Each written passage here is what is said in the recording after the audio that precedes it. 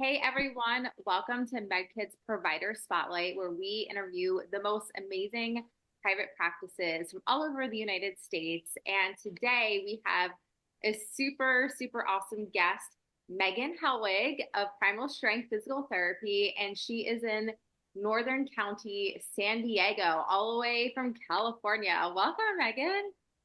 Thank you. Yeah, we're super excited to have you. I know we have a lot to jump in and dive into, a lot of good nuggets I know you're going to give us. So let's get started. Tell us how you got started in PT. What's your story? All right. Well, didn't start in PT. I was an athlete my whole life, but I was a finance major undergrad, played field hockey in college at Villanova, and was working in New York City for a large law firm after school. And I got hurt training for a half Ironman and started going to physical therapy. And I was like, oh, I kind of like this better than sitting in an office and sitting at a desk all day. And I was like, all right, I'm going back to school. Am I going to go for PT, Chiro, PA? There were so many things. And at the time, PT was one of the ones where I was like, eventually I can make my own schedule, do my own thing. And that's where it started. So I had to go back to school, take all the sciences undergrad. So did that while I was one, getting treated. And then also two, while I was working full time. And then went to school in New Jersey, which used to be UMDNJ, which is now Rutgers, to get my doctorate in physical therapy. So Okay, you were a very busy lady. that's how it all started. But I knew I wanted to get back to my roots, working with athletes. I am an athlete, and that's just what I enjoy doing, getting people moving and feeling better. I think that's really great. I love that, you took your own story, you took where your own passion lies and say, hey, this is a path for me, and totally went for it. And you took it to the nth degree. So I totally love that. What is, everyone has a different approach. But how is your approach different from other physical therapists? And do you see people in person or virtually? How does that work? So I would say I started out working at a big sports private practice, seeing high volume clients, not getting as much one-on-one time with them. And I quickly realized that's not how I wanted to practice. I quickly realized too, people coming in for their knee and having to work on the knee, it wasn't really a knee issue a lot of the times. So that's where I kind of branched out. So I eventually went out on my own, started my own practice. That's how Primal Strength, the name came up, literally in a Whole Foods, writing down different words that like meant something to me, and primal patterns. Like I want to get people back moving the way we were made to move. But society, our posture, sitting at a desk, all these things change our movement patterns. So that's something where left the private practice scene, went out on a limb, started up my own practice, and now I get to see people one on one, full hour, like undivided attention. And a lot of times people come in to see me coming in for a foot, a knee, a hip, and maybe I'm working on their hyoid bone in their neck, or I'm working on their eyes or a scar or things that they would never think are related that have a huge impact on why they're presenting the way they do. So I think I look at things a little bit differently than most people or typical PT, what people say, because when people come and see me, they're like, this isn't PT or this isn't what I've experienced before. And the biggest thing for me is, unlocking my clients' potentials and looking at things a little bit differently. So looking at the whole body, not just the area that they're complaining about. Yeah, and I love that about what you just said. You're taking a holistic look, but you're also identifying the root cause. You might be having symptoms, but that doesn't necessarily mean that's the root cause. So Exactly. I think peeling back that onion is something that people may not necessarily get to do. And I love that they get to see you as a PT. Sometimes you walk into offices and, you're getting treated by someone else who's not the PT first. And I Mhm. think that's really great that they get that individualized session with you.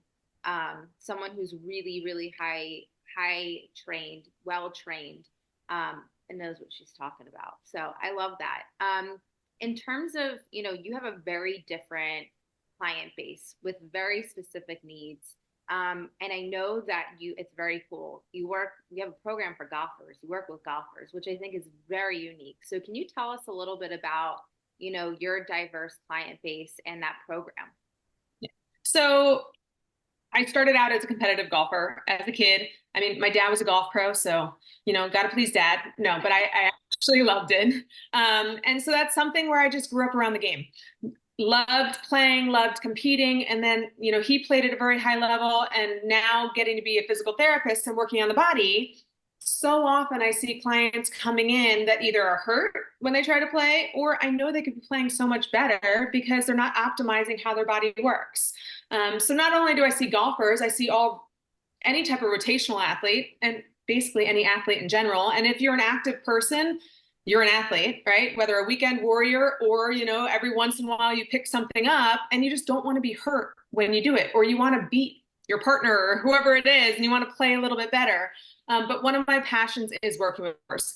And that's something where when I was on the East Coast, I actually worked at Baldashaw in their golf performance center very closely with the golf pros. So say someone comes in for a golf lesson, they're trying to change something in their swing, the client's not really getting it. And the golf pros like, I don't know, is this a mechanical issue that they can't get their body to do what they're asking? Or is it maybe a brain issue and just learning how to coordinate? So often I'll work with clients that are making changes in their swing, and me breaking down the body to see, can I get them more efficient? Or maybe if they're lacking mobility to do something, how can they safely compensate to get the job done? So I have my pro golfers, I have my weekend warriors, I have people that are just learning how to play, but how can I set them up for success? So that's me breaking down the body, giving them certain exercises, giving them certain drills, optimizing their body to perform. So I do something, the TPI assessment. Over the years, TPI is the Titleist Performance Institute, which I took years ago and, have kind of morphed my own system too, along with it, where when someone comes in, I'm going to look at their body. I'm going to look at their movement patterns. I'm going to look at their history. I'm going to look at, everything they've gone through in their past is why they present the way they do when they come in. And then I go through and make a custom program for them to work on their game, whatever sport it may be, but talking about golf today, creating a program for them to do, whether it be in season, off season, year round, swing changes, whatever it may be. I love that. And I love that you took something that you were very knowledgeable in, because you, grew up as an athlete, grew up with dad as golf pro, and you got to really understand the sport and the mechanics. And it's really great when you can understand an athlete, understand what they're going through, understand how they're pushing their body in different ways and how it all works, and how you can blend that beautifully into what you do to have them perform better. So I don't think you get that a lot with a lot of folks, because they don't have that background knowledge like you do. So that's very cool to hear. So a common question I want you to answer, probably rarely answered by people in the real way, but how do you work with people, with past injuries, scars? How do you give them hope for a path forward? What's the real deal there? Yeah. A lot of times when a person comes in and the way they're presenting is because of their past, and they don't always associate certain things they've gone through could be affecting their movement patterns. People might not realize their appendectomy scar from 15 years ago is one of the reasons why they're not hitting the ball that far, because they have an energy leak in their midline, or why their shoulder hurts is because the opposite hip surgery they had when they were a kid is affecting it. So for me, I really educate my client. Like, any surgery in your past ever is important to me. That's going to play in scars, ligaments, past traumas. Those all have hierarchy in how our body responds. So sometimes we're working on just getting some better rotation. If we don't clean up a C-section scar, if we don't clean up a appendix, appendectomy scar, that might be the missing link for people feeling better, or people coming in, they're like, this injury keeps coming back. Well, more often than not, something's missing. And then that's where I come in and I dig really deep. Another big thing that people will come to me and they're like, I've seen other practitioners. And I was like, well, did anyone ever look at your breathing pattern? And they're like, No, why? I'm like, well, that's our foundation. That's what everything builds on. If we don't reset our breathing and our foundation, we're just building on quicksand, and that's why things keep breaking down.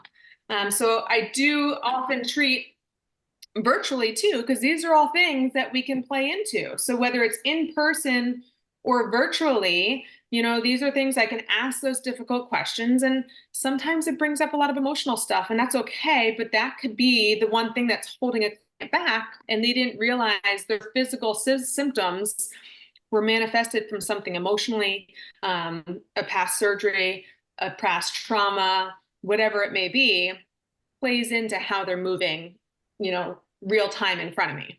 Yes. And I think a lot of people don't realize some of those different surgeries that you had brought up. People of course think, okay, knee replacement or something significant of that, my ACL, but not, C-section scars. Like no one would, that isn't really talked about a lot. And so I love how you brought this up because and like breathing, so many different things that you think, no, that can't be it. That you wouldn't even think about that. And I love that, yes, we need to talk about this. I need to know the whole history to be able to dive in and get to that root cause. Going back to that, you take the holistic look. So I think that's Exactly. terrific. And that's things where they don't even think about it. Like a client I had this morning coming in, and he's been doing my program. He's like, I feel great. I'm back running every day, but if I don't do my exercises every day, it creeps back in. And that was a cue for me to say, hey, I need to dig deeper. Then we're missing something in the hierarchy. And I was like, do you ever have trouble swallowing? And he looks at me like, why are we talking about swallowing? I was like, well, the neck muscles and your hyoid bone play into your deep core. And he kept complaining of bilateral symptoms. So I'm like, okay, we went in and we corrected an imbalance in his throat, and the muscles around the jaw. And all of a sudden, core, rotation, knee, feet, all that stuff went right back online. And so now it'll be interesting to see if he skips a day of some of those PT exercises, does he still feel good? Right? Because there's a hierarchy of things. So digging deep, when I start asking sometimes those difficult questions or the questions where people roll their eyes, they're like, no, that has nothing to do with this. Well, guess what? It might in there. So those are things where, I've had one of my golfers who, I started getting emotional when I was working around their stomach. And I'm like, all right, something's going on here. I need to ask some questions because I'm super sensitive to, people's energy. And if you asked me about that 10 years ago, I would have laughed at you. But now I realize it's a thing. And it ended up, the only reason I was seeing her is because she just retired and she wanted to play more golf and play better. Mm-hmm. And her golf coach sent her in saying, hey, we're having trouble with her transferring her weight from left to right. Yeah. And I'm like, okay, something going on midline. Let's look. And then all of a sudden she got emotional. I got emotional. Well, guess what? She had a massive hysterectomy 20 some years ago. And so they cut in through her entire stomach and she's never shared it with anyone. All we did was go in and I was like, I had to warn her. I'm like, if we work on this scar, it might bring up some emotional stuff. Are you prepared? And she's like, if it helps my golf game, we're doing it. I was like, all right, let's go. And we found certain parts of the scar were playing into her being able to engage her core. Lots of tears that session, but she was actually able to engage the core and her balance drastically improved after working on that. And I got a letter from her golf coach a week later saying, I don't know what you guys did in there, but she is a totally different person and her golf swing has totally changed and she is transferring her weight. And it was one of those things where she wasn't going to tell me about that scar, but something in me said, hey, you need to dig a little bit deeper. And that's when she showed me the scar when I said, hey, have you had any surgeries, in the abdominal region? Right. And that's when she revealed it. And for me, that's where my practice changed too, is those things have hierarchy and I'm going to ask those questions because it paints a map of where I go in a session with a client. I love that. And I love that, by peeling back, you can also get vulnerable with someone and they trust you. And I think that's like the biggest part when you're dealing with a lot of pain or you're not moving in the best way you can be and being able to open up and get past that to be better, to perform better. I think that's really great that that's something else that you offer clients. And I mean, I'll have to ask them what's going on in your life when those symptoms started. Because a lot of times in the athletes and those type A, they'll dive into something or all of a sudden start training for an Ironman because they're running from something else in their life. And it's like, we kind of have to treat both. We kind of have to address both. Like, yes, it's great. You're ramping up all this training, but there's other stuff. And then am I a practitioner in more than one way? But our body, I mean, it's amazing what it does, whether it be emotionally, physically, on all those different levels. We have to treat the whole person. Yep, 100%, 100%. Last question, and I think this is a really good one. What common mistakes are made that you're constantly debunking? Or if someone was on the fence about receiving treatment, what would you tell them? I know there's lots and lots of myths out there. So, yeah. I mean, the biggest thing is it's all connected, right? That, if you've seen someone and they haven't asked questions, they're just going to the spot and mashing away on the spot. Like, I want you to find someone new in there. I want you to be able to go in and look at the big picture. And, it's okay to squat. It's okay for your knees to go over your toes. It's okay for you to lift heavy weights. It's not bad for you. There's just an efficient way to do it. And that's the fun part of my job is I get a detective what in their body needs more awareness. Maybe they're great. It's just more of a thing. Maybe it's, maybe there are mechanical issues that I need to clean up. But sometimes it's just guiding people into doing, like a lot of times, watching all the time, a lot of they need to actually strengthen in there. So that's one of those myths is like the stretching all the time or all the foam rolling. There's a time and a place. And if I were to say one thing about how I practice, timing and order are important. So you might come to me and say you do these things and it's not working. And then I'll ask you how. And I'm like, well, you're doing them either in the wrong order or you're missing a key piece. So more often than not, people kind of are doing some of the right stuff, but it's not the full picture. They're missing a key item, whether it's the breathing, whether it's working on a scar before a movement, whether it's, rolling out one side, debating the other, just progressing things, getting them moving. So there's so many myths out there, but I think it's how you pull it all together is where the magic happens. And for me, asking the right questions of my clients and them trusting me to be able to reveal what's really going on.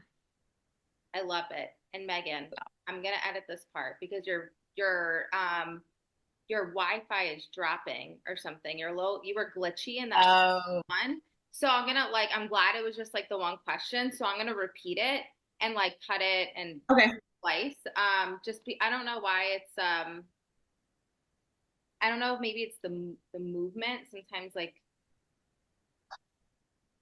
let me plug in my computer too. That would have been bad if it crashed. No, that's what editing's for. Let me see which one I'm on. All right, it has me on the locked one, but okay. I don't know why. All right, let's try it. Is it glitchy? Yeah, keep talking. Let me right now. Can you hear me? Is it glitching at all as I do it? That's okay. Yeah, that was better. That was better. Okay. Yeah, let's try this last question. And it's good because it was like the last one. Like there wasn't really like in 5, there was like one part that was like you said something and it was like a little slow, but it was the only thing. So yeah, we'll do this last question. And that's good because it was the last one. So cool. Let's try that again. Okay, last question. What do you think are the common mistakes that you're constantly debunking? I'm sure a lot of people, they read something, they're like, hey, what did you think about this? Or I heard this, or we should do this. I'm sure there's a lot of common misconceptions about, receiving treatment. And if someone's on the fence, about what kind of treatment, what would you say to someone like that? Well, I think the big thing is Dr. Google gives people information that can either scare them or they think it's the answer without a thorough assessment. The biggest thing is, are you getting just advice from people by telling your symptoms, or have you had a full, thorough assessment of not just the body part that they're complaining about? So there's a lot of things out there where, if you just stretch, you'll feel better. More often than not, people don't need to stretch. They actually need to strengthen. I was told not to let my knees go over my toes. I can't do certain movements. No, we need to do that in every life. So there's a lot of things that people come to me and they're like, well, this or that. And I'm like, all those little things are just pieces of the puzzle. It's all how you put it together, right? There's not going to be a be all end all of one thing. It's how we take that person as a whole, their history, how they move, and then I get to play detective and make a plan for them and put it together. And breathing might be part of that. So many people have come to me from other practitioners and they never looked at breathing. I'm like, well, okay, we're starting there. That's a foundational movement that the first thing we did when we were born is we breathe. And we all mess it up, whether it be anxiety, pain, stress, stomach issues, surgeries, any of those things can alter our foundation. So biggest thing is find a good practitioner. Like I do things virtually and in person. So doing a virtual session, we'll go over that big history. I'll watch you move. I'll talk about what you have been doing. Maybe it wasn't working. We'll test some things and then create a plan. Or if you're here in the office, we go through and we test everything, treat, and create the plan. I love So, And I love that it's so individualized and, meeting people with where they're at, doing virtual sessions, doing sessions with people in person and just meeting them wherever they could be. So I think that's really great that you tailor things really for the client. So that's terrific. that's where the magic happens. That's where the magic happens. I so appreciate you coming on today. This has been amazing. You given us a ton to think about. Lots of little tips and tricks and things we should be thinking about when we're getting seen by a practitioner. So appreciate it all and would love to have you on again. Thank you so much for having me. Yes. Thanks, Megan. That was good. You were way less glitchy that time. Like there was like one, like it was like the word got out. It's just like you might have froze for like, it was like a I think I saw my face freeze for a second. Yeah, like the words got. I tried to pause when I said that. I didn't keep talking until I saw it move again. Yeah, yeah. It was just like that, like the word came through just fine. It was like just a small little freeze frame, but nothing like crazy noticeable. Okay. So what we can do is one, I'll edit, like I'll put the new version of the last question up, like I'll mush that all together. And then yeah, we'll edit that and put it together, post it live, so that way we can tag you and do all the fun things. Thank you. Yeah, and do that little chop of golf performance because I know that you're doing, you applied to do that program. Yeah. Week. So we want to make sure like that. I think that you nailed that. That was amazing. Yeah. So definitely want to thank you so much. Yeah, no problem. I think this was really good and I'm glad it worked out, timing and all, and it didn't take you nearly as long as you thought it would. Nope. Short and sweet. You'd rather it be short. People aren't going to sit and listen to all that. Yeah. So little tidbits we can cut out. Yeah. I think it'll be perfect. So if you like, I'll send it to you maybe before it goes out. Correct. Final touch, and then we'll post. Sounds good. All right, my lady. Well, have a great day, and thank you. I will see you next time. We'll get back to you shortly on this. Sounds good. Thanks, Megan. All right. You're welcome. I'll talk to you later. Bye. Bye.